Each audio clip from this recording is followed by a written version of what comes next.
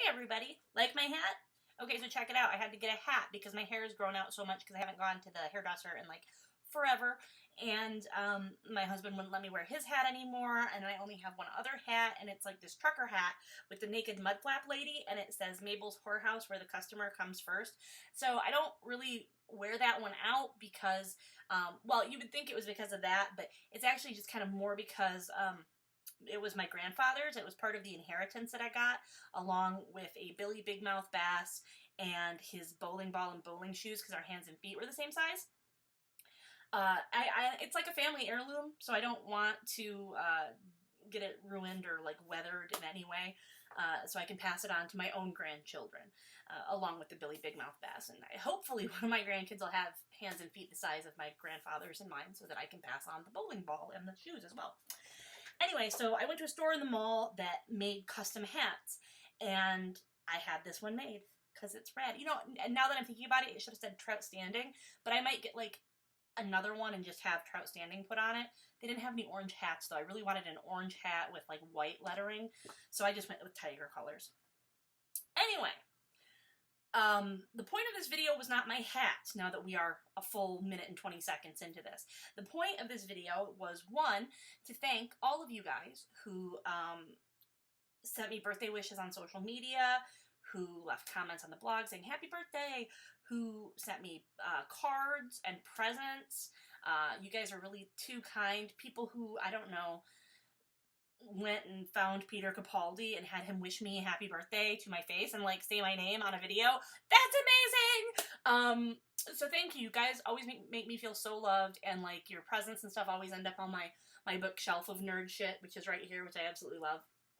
So thank you very much. The second reason that I was making this video that had nothing to do with the hat is I was going to share with you my book journal. It's like a reading journal.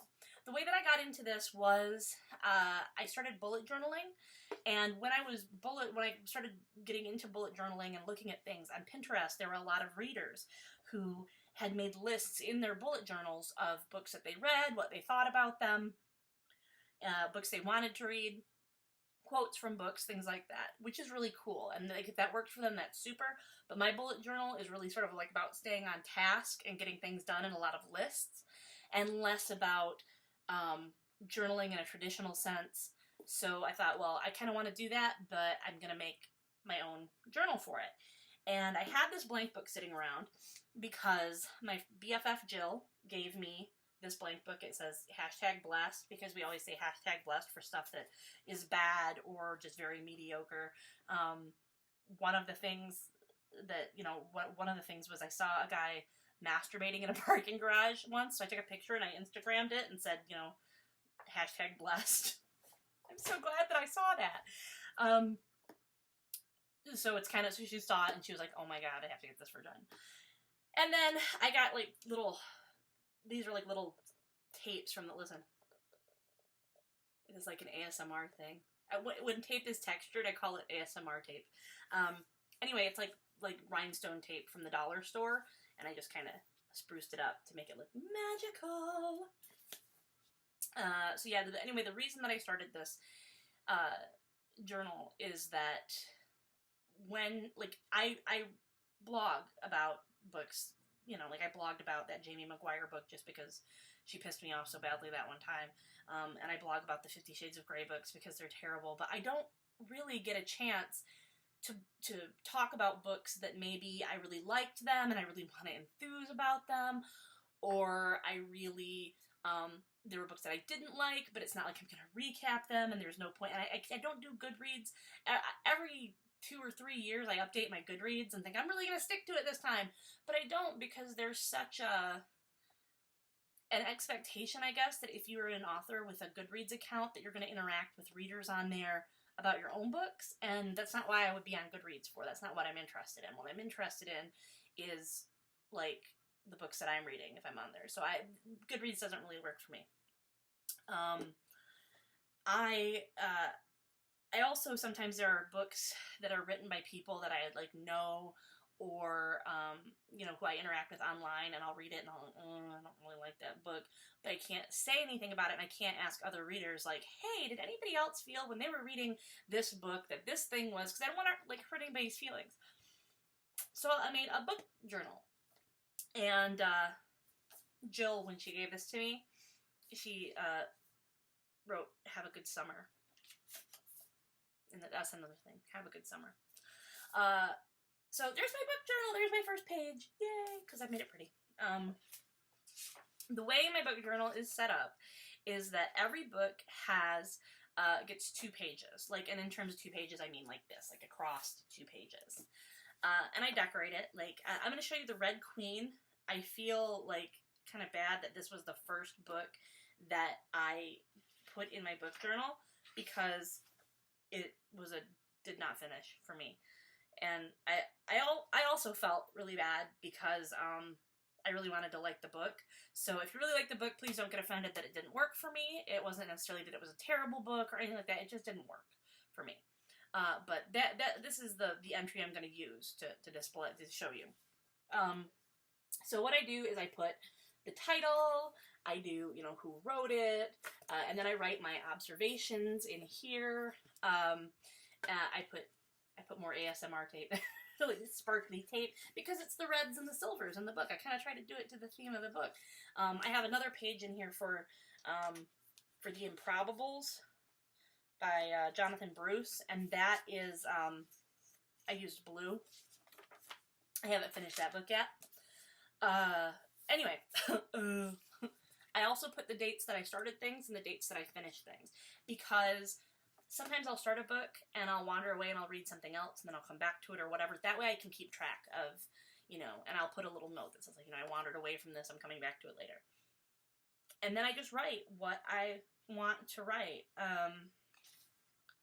Like, in some of them I break it down by chapter. Some of them I'll say, okay, here's the prologue, this is what happened, this is what I liked, and or these are my impressions, or I'll note where it is. And other ones it's just like sort of stream of consciousness, like with the Red Queen, and I'll, you know, and it's just my thoughts, like, you know, like, I wanted to see what all the fuss was about. I'm mentally comparing it to Truthwitch and the Hunger Games all the time, like stuff like that. So I'm just sort of talking about books, but to myself, I guess. It's just like a diary, but it's of the books that you're reading, which is fantastic. Every page looks different. I make it like sort of artsy in different ways, just for fun, because it's just my thing and only I'm ever going to see it. Well, except for right now when I'm sharing certain parts of it with you. The way I organize it is, it also has my to be read in it. So there's my to be read list, and I'm writing very, very small so that I can fit more stuff in there. So I can have 2 whole pages, because we all know as readers that that's what happens. I also, for my to be read list, I made a key. So that I can, you know, it's like a color-coded dot system of red is highest priority, green is recommended, books that are recommended to me, blue is books that I still have to buy, and then orange was for my reading challenge, which I got completely derailed on. So it's little things like, you know, okay, I want to read The Girls at the Kingfisher Club by Genevieve Valentine. It fits into my reading challenge, but I still need to buy it, and it was recommended to me. I have all of those, you know, like things organized in there. There are some books like The Paper Magician. I already have that book, so I don't really put anything by it, and it's not like high priority. Whereas like I've got Where Am I Now by Mara Wilson has a red dot for its high priority, because but I've already bought it. I've already pre-ordered it. So basically it's, hey, when this book hits your Kindle, you're going to read this, like that, like right now. I also put my reading challenge. I've got a table of contents, and then I put on there, if I didn't finish a book, I put the DNF on there. I haven't filled out the table of contents. I haven't been really great lately about keeping up with this. I have to go back and kind of like, I'm keeping up with writing my thoughts, just not with the rest of it and organizing it. I printed out my reading challenge, the Pop Sugar reading challenge, and then I put on the side which books I read for which item. Which, honestly, if you work for Pop Sugar and you plan on doing another reading challenge thing, it would be awesome if when you make that list, you made it printable with, like, maybe like a line for like book and author or whatever, rather than just a little check mark. That might be fun. And then the last thing I want to show you is in the back, I made a little envelope. Because sometimes you will go to conferences or whatever, and while you're there, you will find bookmarks or paper promo for books, and you think, oh, that sounds really good. I want to read it. That happened to me really recently. I was at a conference, well, not really recently, but last year I was at a conference, and a woman was telling me about her books, and she gave me this little flyer that she had, not flyer, but like a postcard she had printed out with all the information. You can hear my rat is drinking very thirstily. So she gave me this thing, and then, of course, I lost it. I don't know where it went. I probably left it in the bag from the conference. It was a book that I really wanted to read. I don't remember the woman's name, and I don't remember the name of the books, and I don't remember when they come out, or when they came out. They're probably already out. So what I did instead was now I've made this little envelope. I put, like this. I want to read Madam Presidentess by Nicole Evelina. There. Available July 25th. Ta-da. I could have just put this on my to be read, but I didn't have my book journal with me at the time that I found this. So I brought it home, and then I'm like, alright, so I just put it in here, in this little pocket, and then later when I get to it, I will go through here and I'll go, I want to put this on my reading list. I want to find out more about it, because like sometimes I'll see things, I'll be like, I want to read that, and then I see it, and I'm like, whoa, hold your horses, not really. That's probably not, I probably am going to read that one. And that's just where I keep them all together. So this is a lot of fun. It's definitely fun if you are the kind of person that generally you're not reading the same kinds of books other people that you know in person are. Because I tend to find that with books, you can, like with TV shows, you can always find somebody who's watched that TV show. You can always find someone that you know, like, oh, hey, did you watch House of Cards? Yeah, I watched House of Cards. I didn't watch House of Cards. This is a bad example.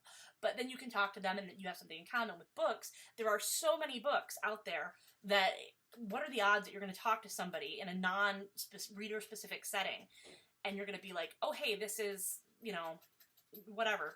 My husband's home, and the dogs are going to start barking, so I'm going to end this video.